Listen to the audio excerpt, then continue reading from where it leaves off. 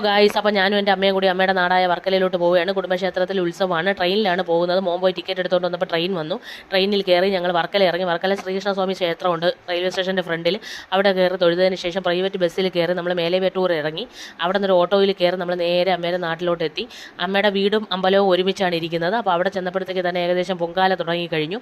ശ്രീ കർപ്പസ്വാമി ക്ഷേത്രമാണ് അമ്പലത്തിൻ്റെ പേര്. അവിടെ ചെന്നപ്പോൾ മാമന്മാരും കുഞ്ഞമ്മമാരും എല്ലാവരും ഉണ്ട്.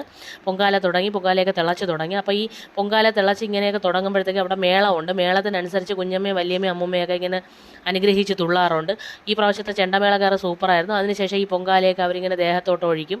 അതിനുശേഷം പ്രഭാത ഭക്ഷണം കഞ്ഞിയും ഉടച്ചീറി ഉണ്ടായിരുന്നു. ഞങ്ങൾ രണ്ടുപേരും കൂടെ പോയി അത് കുടിച്ചിട്ട് വന്നപ്പോഴത്തേക്ക് വില്ലടിച്ചാൻ പാട്ട് തുടങ്ങിയായിരുന്നു. അപ്പോൾ കുറച്ച് നേരം ഞങ്ങൾ അതവിടെ കേട്ടിരുന്നപ്പോഴത്തേക്ക് ഈ അനുഗ്രഹിച്ചവർ വീണ്ടും ഇവിടെ വന്ന് തുള്ളാൻ തുടങ്ങി. തുള്ളി ഓരോരുത്തരുടെ അനുഗ്രഹം മാറി കസേരയിൽ ഇരിക്കുന്നുണ്ട്, സംസാരിക്കുന്നുണ്ട്, നോർമലായിട്ടുണ്ട്. പിന്നെ കുറച്ച് പേരുടെ അത് മാറിയിട്ടില്ല. അവർ ഈ വില്ലടിച്ചാൻ പാട്ടിനനുസരിച്ച് അനുഗ്രഹിച്ച് തുള്ളുന്നുണ്ട്. കാരണം ഇത് ഞാൻ എൻ്റെ ജനിച്ച നാൾ മുതലേ കാണുന്നതാണ് ഈ ഞങ്ങളുടെ അമ്പലത്തിൽ. ആദ്യം ഞങ്ങളുടെ അമ്പലം എന്ന് പറഞ്ഞാൽ ഒരു വെട്ടുകല്ല് വെച്ചൊക്കെ ഉണ്ടാക്കിയതായിരുന്നു. പിന്നീടാണ് ഇത്രയും പുരോഗമിച്ചത്. അതിനുശേഷം മാമനെയും വല്യണ്ണനെയും കൊണ്ട് അനുഗ്രഹിക്കാൻ നിർത്തി.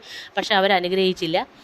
അവരുടെ അടുത്ത തലമുറയിലോട്ട് നോക്കുന്നതാണ്. അടുത്തത് പിന്നെ പൊങ്കാല നേദിയായിരുന്നു. അത് കഴിഞ്ഞ് പൊങ്കാല എല്ലാവരും കൊണ്ട് അവിടെ വെച്ചിട്ടുണ്ട് ഇഷ്ടമുള്ളവർക്ക് കഴിക്കാനായിട്ട്. ഇതാണ് അമ്മയുടെ കുടുംബ വീട്. ഇവിടെ ഒരുപാട് ഓർമ്മകളുള്ള വീടാണിത്. അതിനുശേഷം അന്നദാനത്തിനായിട്ട് എല്ലാവരും ക്യൂ നിൽക്കുകയാണ്. ഞങ്ങളും പോയി അന്നദാനം വാങ്ങിച്ച് കഴിച്ചതിന് ശേഷം പെട്ടെന്ന് തന്നെ ഇറങ്ങി. കാരണം മക്കൾ വീട്ടിൽ ഒറ്റയ്ക്കേ ഉള്ളൂ. അങ്ങനെ പെട്ടെന്ന് ബസ്സിൽ കയറി ഞങ്ങൾ വീടെത്തി. Okay, bye guys.